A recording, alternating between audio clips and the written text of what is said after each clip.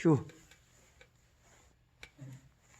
안녕하세요. 네, 오늘 인간의 본질 두 번째 시간 함께 공부해 보도록 하겠습니다. 지난번 내용, 어제 내용 함께 복습해 보도록 하겠습니다. 인간의 규현이었습니다. 하나님이 인간을 창조하셨다. 그리고 하나님께서 흙으로 우리를 창조하셨고요. 하나님의 형상으로 창조되었다는 것을 말씀을 드렸습니다. 그래서 우리의 위는, 가장 위는 하나님이시다라는 내용을 말씀드렸습니다. 그리고 우리 인간은 그 어떤 만물보다 가장 높은 지위에 있다라는 내용이었습니다. 그리고 인류의 통일성, 한 사람으로 말미암아 죄가 세상에 들어오고 또 사망이 왔다는 것, 그것은 결국 무엇을 이야기하냐면 우리 인간 모두가 동일한 그런 죄인이다라는 것을 보여주는 슬픈 일이죠. 네, 그렇습니다. 인간 본질의 통일성에 대해서 말씀을 드리면서 생기에 대한 내용을 말씀을 드렸고요. 그래서 이 텔레비전이 꼽히게 되게 되면 전기가 들어오는 것처럼 이 텔레비전 흙을 이야기하고 또 전기는 텔레비전에 이 내용을 주게 되는 전기는 생기를 이야기하게 되고 켜져 있는 TV의 그 상태를 생명이라고 했습니다. 그래서 이 인간은 흙 더하기 생기는 생명이 되는 것이다 라고 말씀을 드렸습니다. 이 생기는 모든 살아있는 창조물들도 이것을 가지고 있습니다.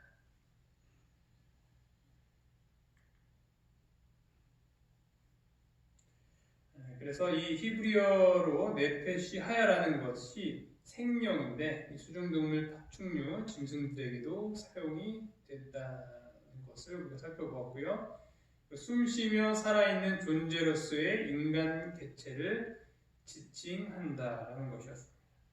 그래서 이번에는 그 뒤에 다루지 못했던 불가 분리의 통일체의 내용부터 함께 살펴보도록 하겠습니다. 그래서 이 공식을 자세히 보면요, 흙 더하기 생기는 바로 생명이 되는 것이죠. 그래서 이것을 이제 수학적인 단순한 등식으로 바꾸게 되면 이 인간이 죽게 되게 되면 어떻게 되냐면 바로 이 생기가 나가게 되는 것이죠. 그래서 흙이 되는 것입니다. 이것이 인간의 본질에 대해서 말해주고 있는 아주 단순한 성경에서 나타나 있는 그런 구성 요소라고 할 수 있는 것입니다. 따라서 사람이 죽은 다음에 어떤 영혼이 갑자기 나온다. 이것은 이제 수학적으로 맞지 않는 것이죠. 없는 그것이 갑자기 들어오는 것이기 때문에 그래서 그것은 성경적이지가 않다라는 것입니다. 그런데 이 성경에 보면 혼과 영에 대한 이야기들이 나옵니다. 근데 우리가 그 의미를 잘 파악해야 합니다. 그래서 오늘은 좀 힘든 그 공부를 좀 할 수 있습니다. 그래서 바로 성경 원어를 좀 살펴보는 일을 하도록 할 텐데요. 먼저 잘 아시겠지만 이 성경이라는 것은 구약과 그리고 신약으로 이루어지고 있습니다. 구약은 무엇으로 쓰여져 있냐면 바로 이 히브리어로 쓰여져 있죠. 여기 보면 여기 보이는 글씨가 이 히브리어입니다. 제가 신학생 때 히브리어를 배웠는데 히브리어를 쓴다라고 표현하지 않고 그린다라고 이야기합니다. 보는 따라서 그리는 거죠. 그만큼 너무나도 어려운 그런 단어였습니다. 물론 지금 유대인들이 히브리어를 사용하지 않고요. 그리고 신약은 헬라어, 그리스어로 되어 있죠. 그래서 위에 히브리어는 창세기 1장 1절에 있는 내용이고요. 헬라어 밑에 있는 내용은 요한복음 1장 1절에 있는 말씀을 이렇게 그대로 써놓은 것입니다. 그래서 우리가 이 성경을 연구할 때 때로는 이 원어를 좀 공부를 해야 돼요. 원어의 뜻이 무엇인가? 왜냐하면 우리가 갖고 있는 이 모든 성경은 번역본입니다. 그래서 이 히브리어에 있는 것을 그대로 이렇게 한국말로 혹은 영어로, 중국어로 이런 식으로 번역을 했기 때문에 그 어떤 단어, 그 히브리어에서 말하고 있는 단어를 번역하는 과정 가운데서 히브리어에서 이야기하고 있는 그 단어의 아주 중요한 핵심적인 내용들이 때로는 이 번역되는 과정 속에서 온전하게 표현이 되지 않을 때가 있어요. 그리고 좀 그 정말 이 고등 언어라고 하죠. 좀 이렇게 좀 좋은 언어, 복잡한 언어 같은 경우에는 그 어떤 하나의 표현을 해도 여러 가지 표현들이 있잖아요. 그런데 그 또 번역되는 과정 가운데서는 그 하나의 의미를 갖고 있는데 여러 가지로 표현하는 그 여러 가지 다른 단어로 이 원어에서 써져 있는데 그 다 다른 단어가 이 한국말로 번역이 되면서 똑같은 단어로 이렇게 될 때도 있다는 것이죠. 그래서 어렵지만 이 중요한 교리를 살펴보는 데 있어서 오해가 있다면 그것을 원어적으로 좀 공부를 해봐야 된다는 것입니다. 그래서 우리 인간의 본질에 있어서 이 영, 혼, 영이라는 단어, 혼이라는 단어가 어떤 우리가 죽게 되면 떠돌아다니는 어떤 영의 그런 기운이라든지 혹은 귀신이라든지 이런 것으로 된다라는 오해를 갖고 있기 때문에 이것에 대해서 오해를 풀기 위하여 좀 어렵게 공부를 하게 되는 것입니다. 그래서 새벽부터 좀 머리 아프시겠지만 잘 보시고 내용들을 잘 따라와 주시면 감사하겠습니다. 먼저 이 혼에 대한 성경적 의미를 함께 살펴보도록 하겠습니다. 이 혼이라는 무엇인가? 히브리어로는 이 네페시입니다. 네페시. 창세기 2장 7절에서 이 생명이라는 단어는 문자적으로 살아있는 혼입니다. 살아있는 혼. 여기서 이 혼의 히브리어가 바로 네페시라는 단어입니다. 이것은 생기가 흙의 요소로 형성된 육체 속에 들어간 다음에 살아있는 존재로서의 그 인간을 표현할 때 이 네페시라는 단어를 쓰는 것입니다. 이런 의미로 사용될 때 네페시는 개인의 어떤 한 부분을 이야기하는 것이 아니라 어떤 분리돼서 그런 것을 얘기하는 것이 아니라 그 사람 자체를 이야기할 때 이 혼으로 보는 것입니다. 그 성경의 그 용례를 보게 되면요, 여기 보면 소돔 왕이 아브라함에게 이르되 사람은 내게 보내고 물품을 내가 가지라. 사람, 여기서 말하고 있는 문맥상의 이 사람은 실제 사람이죠. 그것이 네페시로 번역이 된 거예요. 이 네페시라는 단어로 이렇게 쓰여진 것입니다.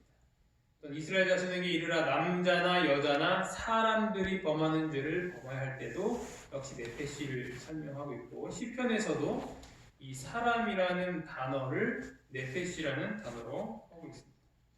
그리고 때로는 이 자기, 자신이라는 단어를 쓸 때도 네페시라는 단어를 씁니다. 이 혼이라는 것이죠.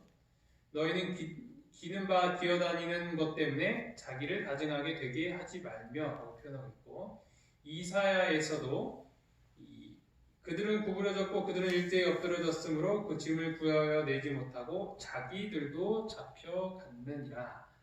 그래서 이 자신, 자기 그냥 그 자체로 가리킬 때 이렇게 표현을 하고 있는 것입니다.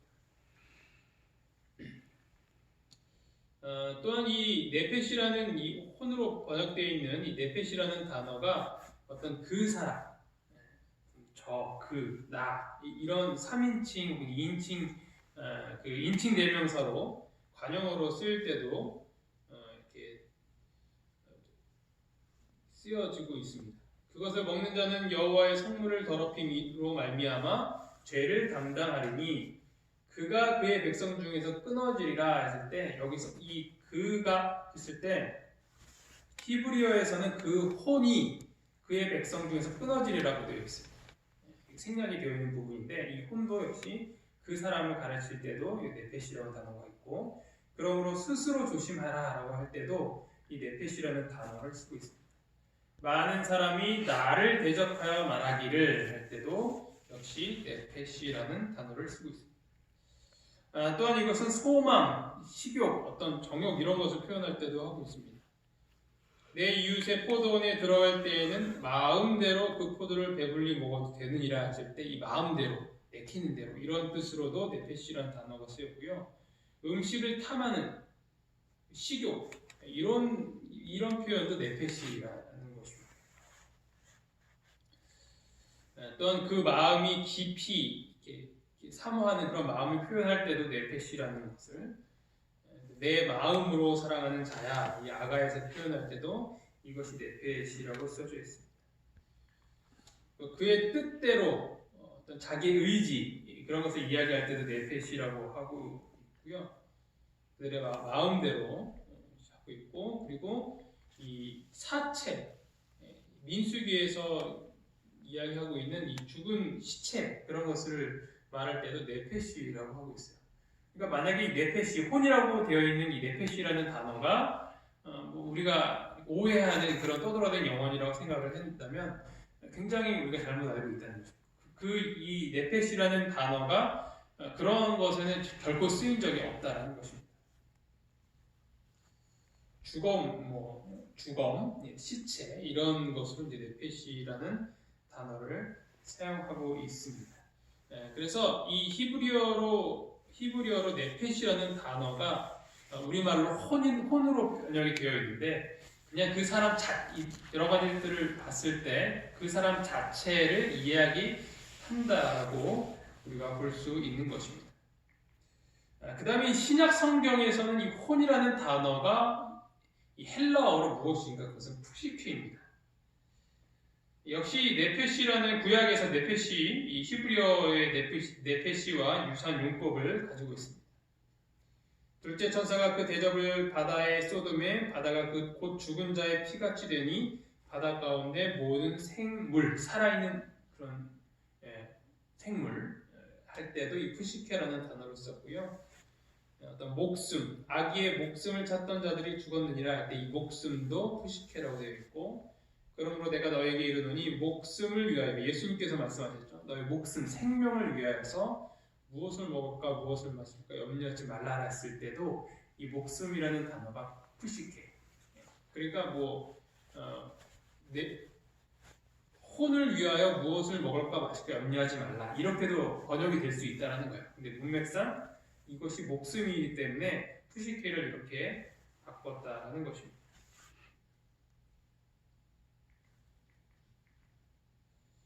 그리고 사도행전 7장 14절에서도 요셉이 사람을 보내야 했을 때 이 사람도 푸시케로 되어 있고 베드로전서에서 이 방주에 대한 이야기를 하면서 8명, 몇 명 할 때도 푸시케라는 단어를 쓰고 있는 것입니다.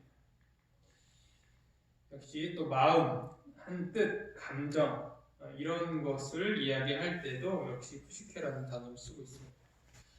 그래서 이 성경의 어떤 그런 증거들을 살펴보게 되면 무엇을 알 수 있냐면 이 히브리어에서의 네페시나 또 헬라에서의 푸시케로 되어 있는 그 번역이 되었을 때 혼이라는 이 단어가 성경에서는 그 인간 전체를 이야기한다는 것이죠.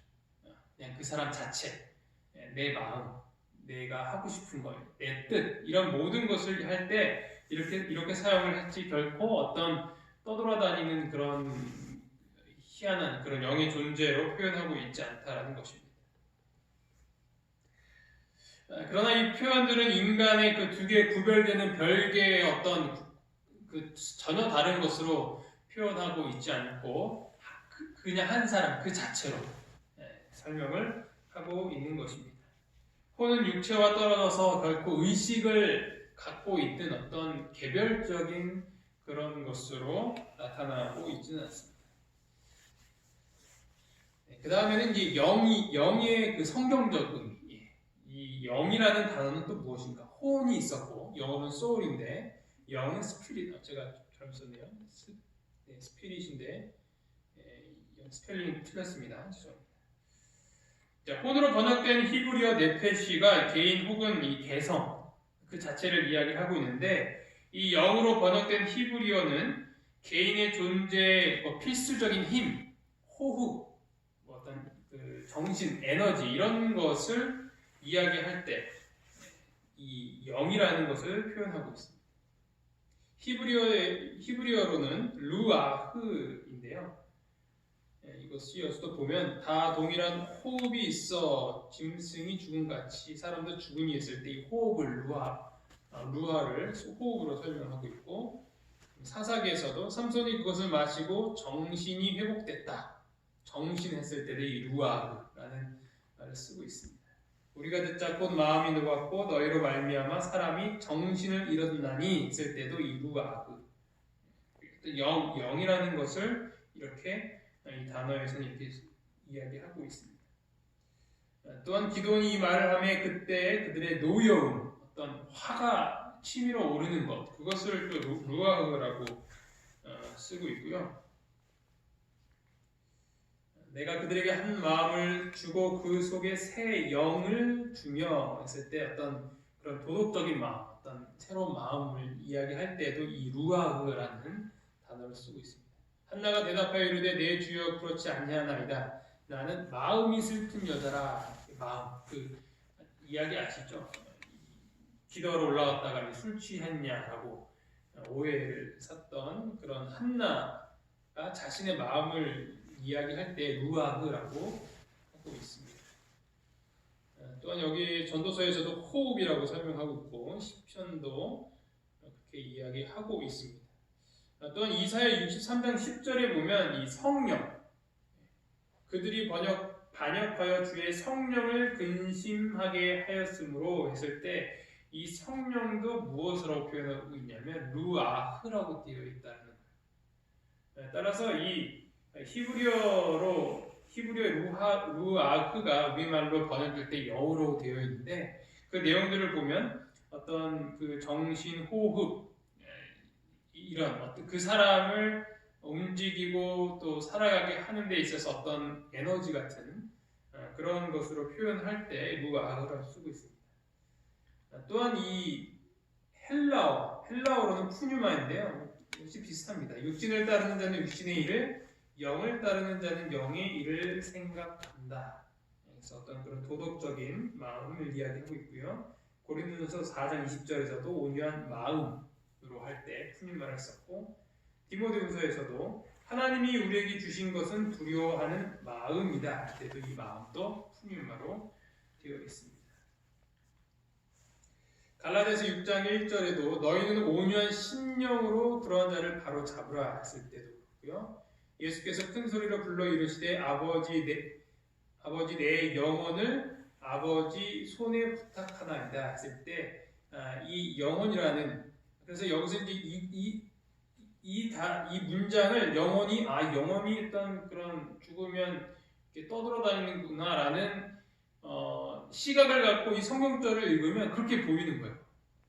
그렇지만 이 내 영혼이라고 했을 때 우리가 지금까지 살펴보았던 그런 이 푸뉴마 그리고 루아흐라는 그런 단어가 호흡이다라는 것을 우리가 이해하려면 아버지 나의 이 호흡을 받으소서, 나의 이 생기를 받아주소서라고 우리가 볼 수 있게 된다는 것이죠.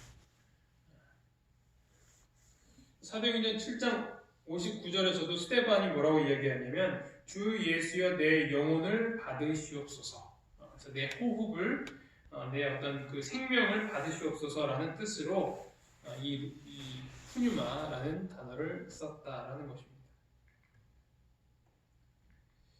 그리고 이 푸뉴마도 역시 마찬가지로 루아흐와 함께 하나님의 영, 성령을 나타낼 때에도 이 푸뉴마를 쓰고 있습니다. 하나님의 성령, 거룩한 영이죠. 거룩한 영, 이렇게 푸뉴마를 이렇게 이야기하고 있습니다. 네, 여기까지가 이제 그 혼과 영의 히브리어 헬라어의 그런 용례들을 좀 빠르게 이렇게 했습니다.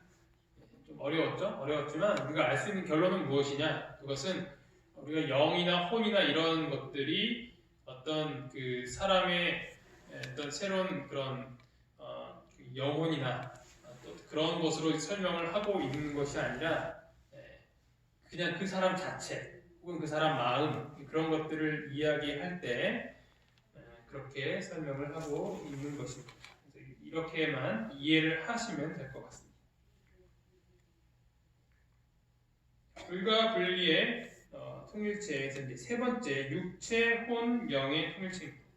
그러면 이 육체와 혼과 영이라는 이 표현들이 과연 그 관계가 어떻게 되는가? 성경에서는 그렇게 이야기를 하고 있는데 그 관계가 무엇인가? 성경에서 한번 보도록 하겠습니다. 이중적 통일체, 성경은 신체, 혼, 영 사이의 관계를 정확하게 정의하고 있지 않다. 그러니까 이것이 어떤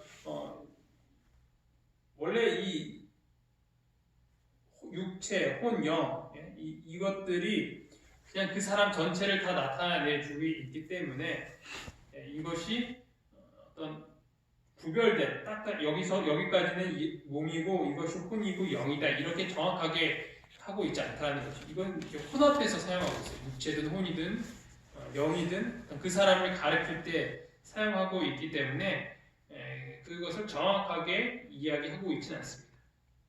때때로 영과 혼이 상호 교환적으로 사용되고 있습니다. 마리아가 이르되 내 영혼을 영원히 주를 찬양하며 내 마음이 하나님 내 구주를 기뻐하였음은 했을 때 내 영혼이 찬양하고 마음이 기뻐한다. 그래서 이렇게 이것을 대구법이라고 얘기하거든요. 그래서 이 영혼과 마음 이것을 같은 것으로 이렇게 배치해 놓고 있는 거예요. 그래서 이 영혼은 푸시케고 마음은 푸뉴마예요. 이것을 딱 구별해서 쓰는 것이 아니라 이 단어를 쓸 때도 있고 저 단어를 쓸 때도 있고 그렇다는 것입니다. 그리고 예수님께서도 몸은 죽여도 영혼을 능히 죽이지 못하는 자들을 두려워하지 말고 오직 몸과 영혼을 능히 지옥에서 멸할 수 있는 이를 두려워하라 이야기를 하시면서 이 몸과 혼에 대한 것을 말씀하셨는데 바울도 주의 일을 염려하여 몸과 영을 다 거룩하게 하려 하되 하면서 예수님이 몸과 영혼에 대해서 이야기를 했지만 이 바울은 또 몸과 영에 대해서 이야기를 하고 있죠. 그래서 이것이 딱 구분되어 있는 것이 아니고 그것을 혼용해서 쓰고 있다라는 것입니다. 그래서 육체는 개인의 신체적 측면뿐만 아니라 이 정서적인 측면까지 그것을 다 다루고 있는 것입니다. 그 다음에는 이제 삼중적 통일체입니다. 바울이 데살로니가전서 5장 23절에서 이렇게 이야기를 하고 있습니다. 평강의 하나님이 친히 너희를 온전히 거룩하게 하시고 또 너희의 온 영과 혼과 몸이 우리 주 예수 그리스도께서 강림하실 때 흠없게 보존되기를 원하노라. 그래서 이 영과 혼과 몸 이 세 개가 동시에 다 등장을 하고 있는 것이죠. 그래서 이것이 따로 분리되어 있는 것이 아니라 우리의 몸을 전체를 다 이루는 통일된 그런 삼중적인 그런 것이다라고 우리가 생각을 할 수 있습니다. 따라서 이 영이라는 것은 우리가 어떻게 이렇게 정의를 내려볼 수 있냐면 인간에게 부여된 고차원의 지성적인 본질을 영이다. 사람이 영적이다 할 때 그런 영이 있죠. 그렇게 이야기하고 있고 혼이라는 것은 본능, 감정, 욕구 등을 표출되는 인간의 본질 중 한 부분, 어떤 정신적인 부분. 우리말도 뭐 혼이 나갔다 이런 표현이 하잖아요. 정신이 나갔다 그런 뜻입니다. 그리고 몸은 우리가 잘 알고 있는 것처럼 살과 피와 어떤 뼈와 같은 신체 조직을 이야기하고 있는 것입니다. 그래서 이 순서는 영, 혼, 몸으로 순서를 쓰고 있는데 이것이 이제 바울의 의도적인 그런 순서였다라는 거예요. 왜냐하면 우리가 성화를 이루어가는 그런 과정 가운데 영이 먼저 성화가 된다는 거죠. 이 고차원적인 그런 영의 그 변화함을 새롭게 태어남을 경험하게 되면 우리의 혼 또한 이 성화가 되죠. 그래서 본능이라든지 감정, 욕구 등이 사라지게 되는 것입니다. 이것을 경험하게 돼요. 그렇게 되면 자연스럽게 우리의 그 몸도 또 하나님의 뜻하시는 바대로 행동을 하게 되는 거예요. 이것이 성화의 과정이라는 것입니다.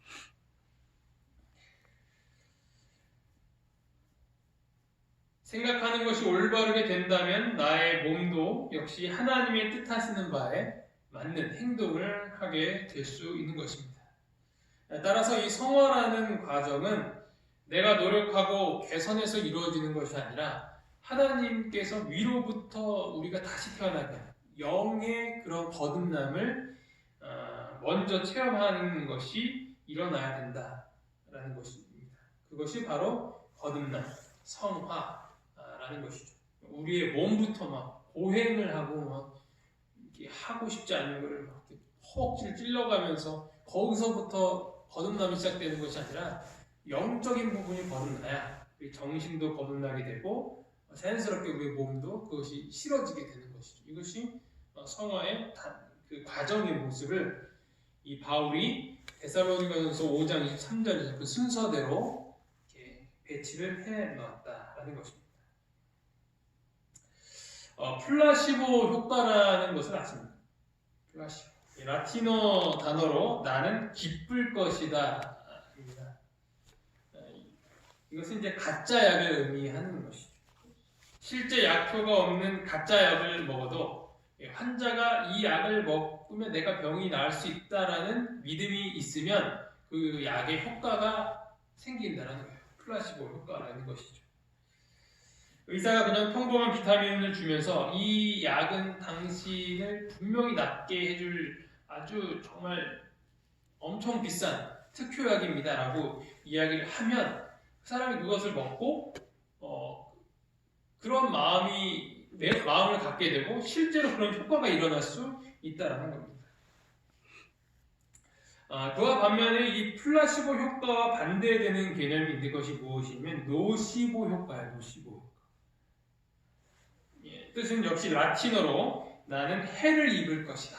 플라시보와 반대죠. 플라시보는 라틴어로 나는 기쁠 것이다 하지만 이 노시보는 나는 해를 입을 것이다. 뭐 그런 뜻입니다.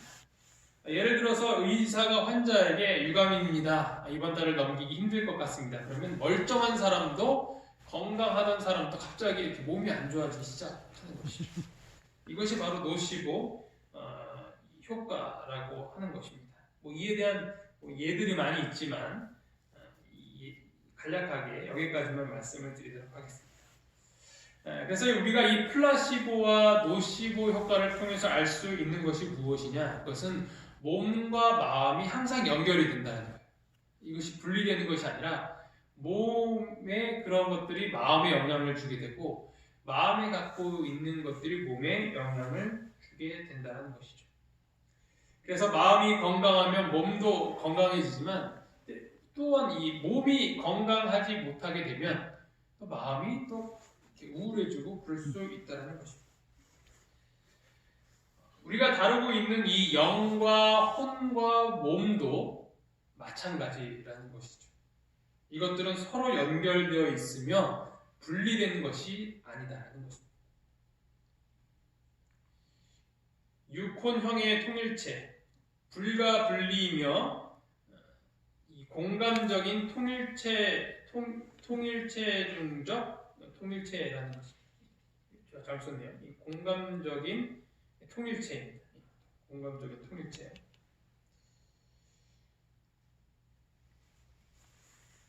육혼 영은 밀접하게 협력하여 작용하며 강력한 공감적 관계를 나타냅니다. 몸이 약해지면 정신도 약해지고 또한 영적인 부분에까지도 영향을 미칠 수 있다는 거예요. 그럴 때 있잖아요. 몸이 안 좋으면 기도하기 싫어지잖아요.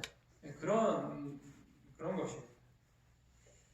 따라서 우리가 하나에만 집중적으로 관심을 두는 것은 사실 좀 힘든 일인 것입니다. 나는 교회만 열심히 다녀도 건강해질 거야.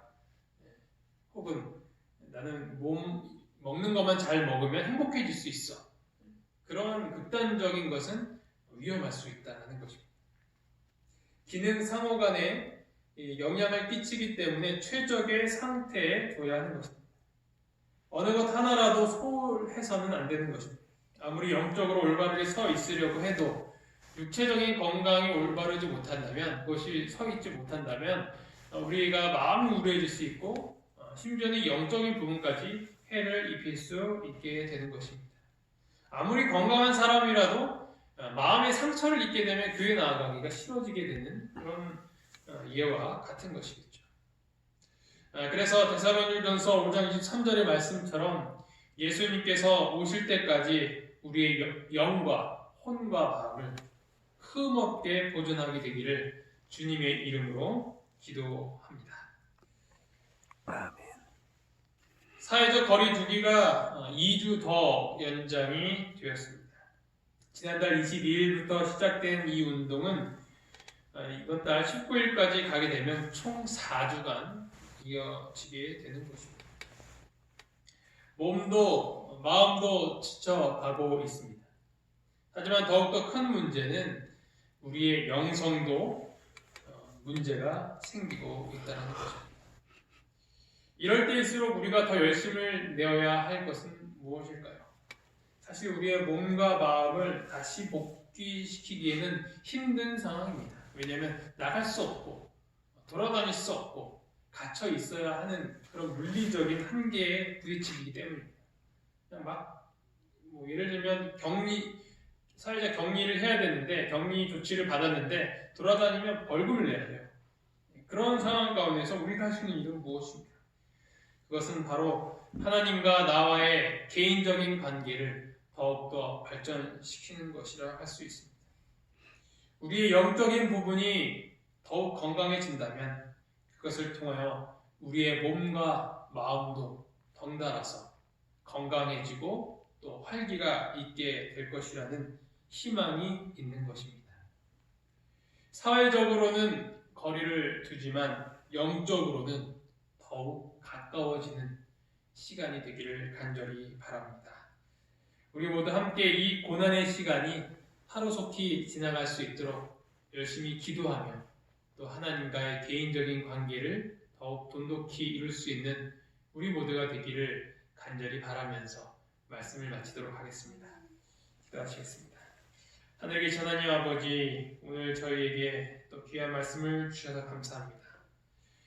저희 오늘 이 어려운 공부를 통해서 얻을 수 있었던 것은 우리의 몸이 영적인 부분과 또 정신적인 부분, 또 육체적인 부분이 따로따로 있는 것이 아니라 그 모든 것이 하나로 되어 있고 각 부분에 큰 영향을 미친다는 것을 배우게 되었습니다.